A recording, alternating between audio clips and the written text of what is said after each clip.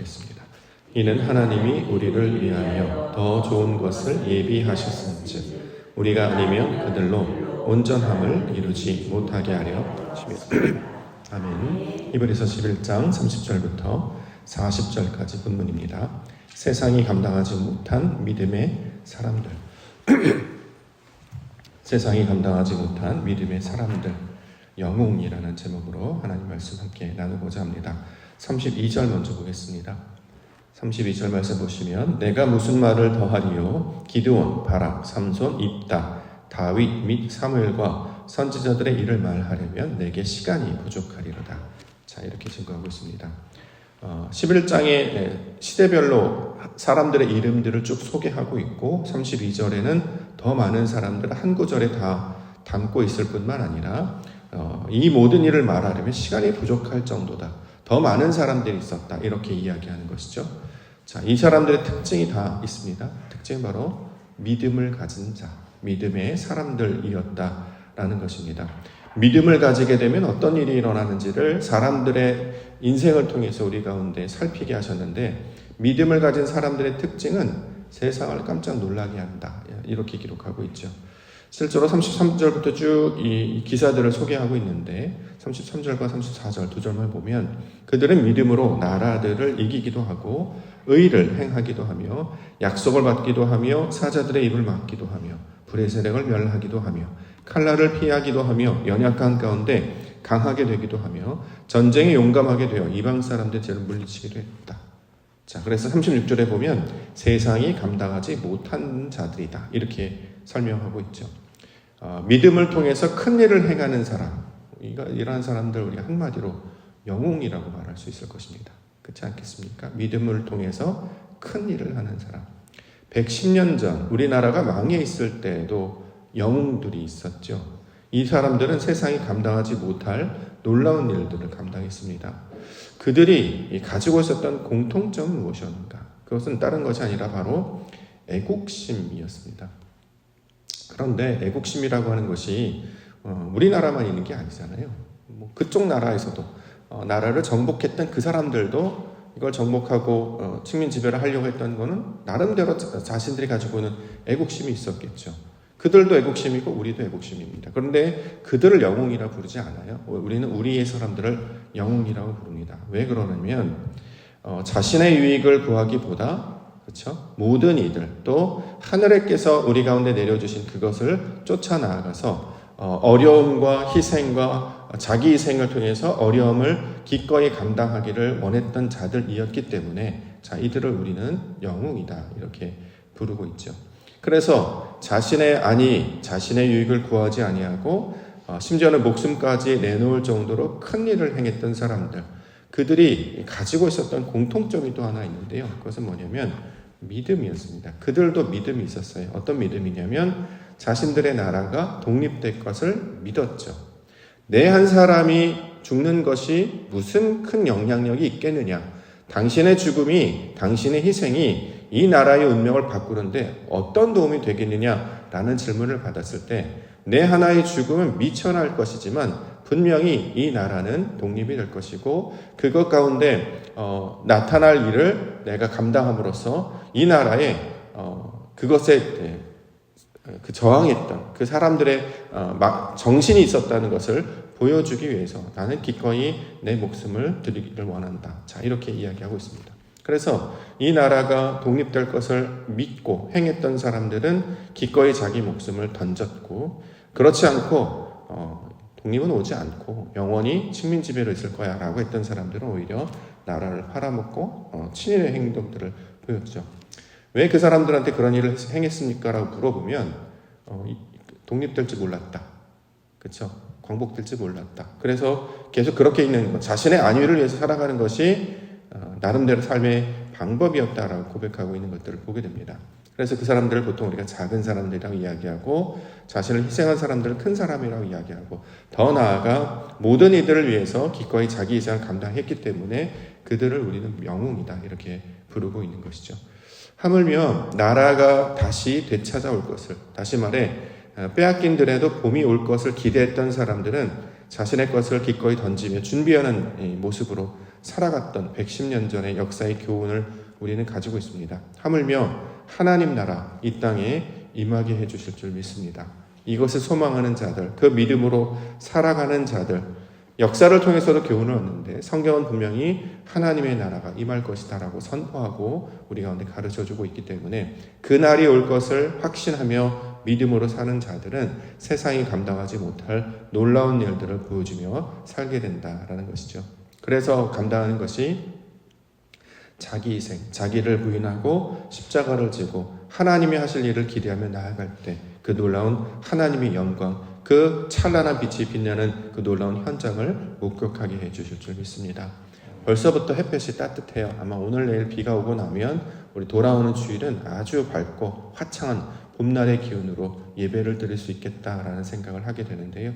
자, 이 과정을 통해서 어김없이 찾아오는 이 계절, 또 어김없이 찾아오는 그 하나님의 나라, 그 영광을 우리 함께 소망하며 이를 준비하며 오늘도 주의 일들을 감당하며 믿음으로 살아가시는 우리 성도님들과 교회가 되시기를 주의 이름으로 축원합니다. 자, 말씀 보겠습니다. 첫 번째는 여리고가 무너졌다. 30절 믿음으로 7일 동안 여리고를 도니 성이 무너졌다. 엄청난 사건입니다. 왜냐하면 여리고 성은 당대 가장 견고하고 튼튼한 건축물이었기 때문입니다. 누구도 허물 수 없는 강력한 성벽이었습니다. 구조적으로 봤을 때나 또 건축학적으로 봤을 때나 세상에서 가장 견고한 위대한 건축물 할 때 사람들은 여리고라고 이야기합니다. 그런데 그것이 무너졌어요. 어떻게 무너졌느냐? 외부 침략이나 물리적인 충격에 의해서 이것이 무너진 것이 아니라 하나님의 말씀에 순종했던 자들 때문에 그것이 무너졌다라는 거죠. 전혀 불가능할 것 같았던 그 놀라운 일, 사람들은 한 번도 생각해보지 못하고 상상도 못했던 그 일이 하나님의 말씀을 따르는 그 믿음의 사람들을 통해서 나타났음을 성경은 분명히 기록하고 증거하고 있다라는 것이죠. 그러므로 세상은 완전한 것이 없고 오직 하나님의 말씀만이 순전하며 온전한 것임을, 진정한 이 땅의 주인은 하나님이심을 세상 가운데 드러난 사건이 되고 있습니다. 이 교훈을 통해서, 이 사건을 통해서 우리 가운데 주는 교훈은 뭐냐면 우리도 여리고성을 무너뜨려야 된다는 것입니다. 여리고성이 무엇이냐면 사람들이 쌓아놓은 벽을 가리키는 말이 되겠죠. 이걸 우리는 가치관이라고 할 수도 있고, 이걸 전통이라는 이름, 보통 유전이라고 많이 표현합니다만 유전, 자기가 쌓은 자기 성벽을 가리키고 있는 말이에요. 자, 하나님의 것이 들어오려면 먼저 뭘 해야 되냐면 내 것이 먼저 무너져야 된단 말이죠. 그런데 그동안 견고하게 쌓아놓았던, 우리도 마찬가지입니다. 옥도교회도 쌓은 것이 있다면 허물어뜨려야 됩니다. 그리고 다시 날마다 쌓아가야 된다는 거죠. 사람들이 쌓아놓았던 그것이 아니라 믿음에 반응하여 하나님의 말씀에 순종했던 그 믿음의 건축물로 세워지는 것이 이 옥토교의 신앙을 세우는 모습이 될 것입니다.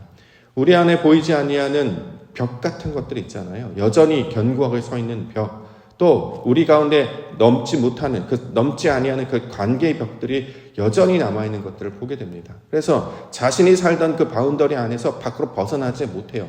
여전히 교회는 왜 우리가 모이고 함께 예배하는지에 대한 그 소위 말하는 묵상과 하나님의 뜻을 발견하지 아니하고 여전히 자신의 유익과 자신의 안위와 자신의 편안함을 추구하는 자신들만의 성으로 점점 굳히게 되었다는 거죠. 근데 우리가 세상의 소식을 통해서 알고 있는 것처럼 그런 벽들을 쌓은 교회는 다 무너지고 있습니다. 그리고 무너지게 될 것이고 이것이 성경의 진리의 역사가 되고 있다는 거죠. 여리고성이 무너졌네. 저 땅에 저 건축물이 무너졌는데 그것이 아니라 이 사건은 우리 가운데 여전히 견고하게 서 있는 자신이 세운 그 여리고성과 같은 자신의 성벽을 무너뜨릴 것을 어떻게 해요? 말씀에 순종하는 것으로 무너뜨릴 것을 우리 가운데 가르쳐주고 있는 거죠. 여전히 반목하고 여전히 대립하고 여전히 무관심하고 여전히 나아가지 못하는, 그래서 자신의 삶의 바운더리에서 한 걸음도 더 나아가지 못하는, 신앙이 깊어지면 깊어질수록 관계가 확장되어야 됩니다. 나 혼자 사는 게, 왜 교회로 모여서 같이 예배하게 하셨냐면 공동체를 만들게 하시는 거예요. 돌과 돌이 서로 연결되어서, 모퉁이 돌과 연결되어서 성벽을 이루고 성전을 이루는 것처럼 서로 연합해서 살라고 교회 공동체를 만들어 주셨다는 거죠. 혼자 신앙하려고 하는 것, 요즘 그래서 가난한 성도라는 말 많이 나와서 안타깝긴 합니다만, 혼자 신앙하려고 하면 산으로 가야 되지 않겠습니까? 자기 수양, 자기 돌을 닦으면 혼자 폭포수 밑에서 산 위에서 혼자 유유자적하게 해요. 근데 거기 가면 아무런 문제가 생기지 않습니다. 세상의 모든 문제는 다 관계에서 발생이 되는 거예요. 상대방과 나와의 관계 속에서 나타난단 말이죠. 그래서 서로 연합하게 할 것을 우리 가운데 말씀하여 주셨습니다. 어떻게 연합하느냐? 내게 무너져야 연합이 돼요. 나는 살아있고 저 사람이 무너뜨리는 게 아니에요. 이건 정복이잖아요. 그것을 세상에서는 영웅이라고 말하죠. 남의 것을 무너뜨릴 사람을 영웅이라고 말하지만 성경의 영웅은 관계를 세우기 위해서 자신의 것을 무너뜨릴 사람을 영웅이라고 말한다는 것입니다. 이게 바로 믿음의 본질이 된다는 것이죠. 우리의 관계가, 우리의 삶의 지경이 한 걸음 한 걸음 확장되기를 원합니다.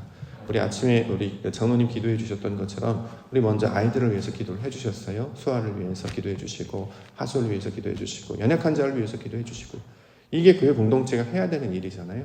어저께 이제 예배 마치고 나서 하솔이 집에 갔다 왔는데요. 아빠 품에 안겨있는 하솔을 보면서 귀엽기도 예쁘기도 하고 아직도 호흡기를 꽂고 있습니다만 그래도 편안해 보이는 머리카락도 많이 자라고 살도 많이 올랐어요. 잘 자라고 있습니다. 다만 가끔 숨을 못 쉴 뿐이에요. 그런데 점점 이것이 온전하게 해주실 줄 믿습니다. 하솔이를 만난 것보다 더 기뻤던 것은 오랜만에 하민이를 만났어요. 인형 뽑기하러 갔다가 와가지고 늦게 만났는데 저기서 엄마가 전화했죠. 하민아 목사님 교회 집에 목사님 왔어. 하민이 목사님 보고 싶었지? 집에 얼른 와. 그랬더니 인형 뽑기 하다 말고 왔나 봐요. 왔는데 하민아 반가워래. 만났더니 막 달려서 안기는 거예요. 한참 안고 있었어요. 보통 이렇게 애들한테 한 번 딱 안기면 쓱 바로 가버리잖아요. 히로는 바로 가거든요. 막 쫓아가서 히로야 반가워 사랑해 이러면 갈 거야 막 휙 가버리는데 오랜만에 만나서 그런지 하민이도 보통 안겠다가 바로 만나. 어제는 한참을 안고 있길래 저도 가만히 그러고 계셨어요. 언제까지 안고 있나. 근데 반가웠다는 것 같아요. 그래서 저 순간 너무 감사하다. 너무 감사하다. 우리 아이를 다 커버려가지고 잘 안 안기거든요. 언제 아이를 안아볼 수 있습니까? 근데 아이를 안았을 때 그 포근함과 편안함 그리고 이 아이가 이렇게 교통한다라는 이 아이에게 있어서 나도 지분이 좀 있나 보다 이런 생각 많이 너무 마음이 편안해지는 것을 느끼면서 좀 귀하다라는 생각을 했습니다. 오늘 또 하민이 생일이기도 하잖아요. 그래서 겸사겸사 생일도 축하해 이렇게 하고 왔는데 참 마음이 좋다 이런 생각을 했습니다. 기본적으로 가족을 먼저 주셨고 교회를 주신 것은 이 가족 관계가 이제 확장하게 하신단 말이죠. 그래서 교회의 어른을 우리는 장로님이라고 부릅니다. 기도해 주시는 분을 권사님이라고 이야기한단 말이죠. 우리 찬영이가 이제 대학원 졸업하기도 했고 우리 주영이가 직장을 가기도 하고 우리 아이들이 자라나기도 하고 그 아이들이 고백하잖아요. 나의 나된 것은 우리 성도님들과 우리 교회가 기도해 줬기 때문입니다. 이렇게 고백하는 것처럼 이 교회 공동체가 확장되면서 점점 지경이 넓혀지는데 우리 안에 나타나는 모든 지경도 더 확장되어 넓어지면 좋겠다. 그래서 3월 한 달은 그것을 위해서 믿음으로 우리 어떤 사랑을 심고 관심을 심고 관계를 세워나가는 그러기 위해서는 내 것이 계속 깨어져야 합니다. 하나님 어떤 생각들, 편견들, 내가 생각했던 어떤 고집들 그걸 다 무너지고 날마다 매일 새롭게 만나는 것처럼 믿음의 건축물 하나님께서 만들게 하신 그 옥토의 방주, 옥토의 성전을 세우는 자를 되게 하옵소서. 이렇게 기도와 사랑을 심으시는 성도님들 되기를 원합니다. 오늘 더 좋은 부활에 관한 이야기하고 있는데 35절 여자들은 자기의 죽은 자들을 부활로 받아들이기도 하며 또 어떤 이들은 더 좋은 부활을 얻고자 하여 심한 고문을 받되 구차히 풀려나기를 원하지 아니하였으며 또 어떤 이들은 조롱과 채찍질 뿐 아니라 결박과 옥에 갇히는 시련도 받았으며 돌로 치는 것과 톱으로 켜는 것과 시험과 칼로 죽임을 당하고 양과 염소의 가죽을 입고 유리하여 궁핍과 환난과 학대를 받았다. 자, 더 좋은 것을 기대하는 자들이 어떻게 살아가느냐? 세상에 연연하지 않는다는 거예요. 마음이 더 좋은 것을 향해 있기 때문에. 그래서 40절에도 보면 이는 하나님이 우리를 위하여 더 좋은 것을 예비하셨다 이렇게 이야기합니다. 더 좋은 것. 그럼 이게 비교급이기 때문에 좋은 게 있다라는 거잖아요. 좋은 것은 무엇입니까? 좋은 것은 하나님께서 우리 가운데 1차원적으로 주시는 것. 세상이 좋은 것입니다. 그렇죠? 근데 더 좋은 거예요. 뭐가? 하나님이 주시는 것. 자, 그래서 이 땅도 중요해요. 이 땅에서 살아가는 것도 매우 중요합니다. 왜냐하면 하나님께서 이 세상의 관계를 통해서 이 세상의 환경을 통해서 우리로 살아가게 하셨기 때문에 이것이 이제 세상이 되겠고 율법이 되겠고 하나님 주신 말씀이 되겠죠. 그런데 더 좋은 것이 있다는 거예요. 그 더 좋은 것은 하늘의 것, 하나님의 것을 바라고 소망할 것을 가리키고 있는 말입니다. 비록 우리의 두 발은 이 땅을 딛고 있으나 우리의 시선과 방향과 마음은 하늘을 향해 있는 것. 그래서 날마다 하나님이 주실 것을 바라며 사는 자들이 되게 하는 것이 이 더 좋은 부활, 더 좋은 것을 사모하고 예비하는 자들의 모습이 된다라는 것이죠. 그래서 이 땅 가운데 나타나는 여러 가지 고난이나 고통이나 어려움들에 대해서 여기에 보면 마음을 두지 않았어요. 구차히 풀려나기를 원하지 않았다. 이걸 보면 이제 사도 바울과 실라가 전도하다가 옥에 갇힌 사건 기억나는데 지진이 나가지고 옥문이 열렸거든요. 근데 도망가지 않았어요. 구차히 풀려나기를 원하지 않았어요. 예. 하나님을 믿고 찬양하는 사람들은 자기의 안위, 자기의 유익을 구하지 않아요. 왜냐하면 그런 일에 마음을 두지 않고 하나님께서 무슨 일을 하시려고 하는가 본데 라고 하면서 때를 기다린다는 거죠. 근데 알고 보니까 간수가 찾아와서 이제 영혼을 구원하게 되는 사건을 만나게 됐습니다. 그랬더니 죄인들 다 도망간 줄 알았더니 하나도 도망가지 않았고 오히려 기다리고 있었고 간수가 그걸 보면서 놀라고 어떻게 하면 나도 구원을 받겠습니까? 라고 했더니 주 예수 그리스도를 믿으라. 그리하면 너와 내 집이 구원을 얻으리라 라고 하는, 그래서 하나님이 일어나는 그 현장을 목격하게 해주셨다는 거죠. 교회로 모여서 우리가 구해야 될 것은 하나님이 하셨군요를 목격하는 것입니다. 그래서 증인이라고 부르는 거잖아요. 세상에 나아갔을 때는 잘 안 보여요. 그런데 믿음의 사람들 안에서는 그 빈도수와 그 깊이가 더 깊고 진하기 때문에 자주 만나게 해주신단 말이죠. 그래서 1, 2월을 지나면서 우리가 소망하고 기댔던 바를 우리 수아의 탄생을 통해서 또는 하솔의 퇴원을 통해서 보게 하시는 것처럼 앞으로 일어날 모든 일들도 우리의 믿음의 기도와 또 그날에 대한 소망을 통해 나아갈 때 마침내 우리에게 보여주실 줄 믿습니다. 저와 여러분들은 더 좋은 것 바라는 거 아니겠습니까? 더 좋은 것. 더 좋은 것은 누가 줍니까? 하나님이 주신단 말이죠. 세상에서도 상 받는 것이 좋은 일입니다. 얼마나 유익하고 기쁘고 좋습니까? 그런데 믿음의 사람들은 더 좋은 상을 바라며 나아간다. 하나님께 칭찬받으려고 이 일을 감당한다. 하나님의 영광을 보려고 내가 이것을 수고하고 살아가는 것이다. 이 고백을 하는 자들이다라는 것이죠. 그 믿음의 사람들의 반열 가운데 저와 여러분들도 불러주신 줄 믿습니다. 순간순간마다 하시고, 그래서 주일날 수고해 주시는 모든 분들이 저는 너무 감사합니다. 우리가 찬양도 준비해 주시고 식사도 정성스럽게 준비해 주시고 치워주시고 또 아이들과 놀아주시고 또 어른들과 이야기해 주시고 그 순간순간마다 정성을 다한다는 게 막 느낌이 와요.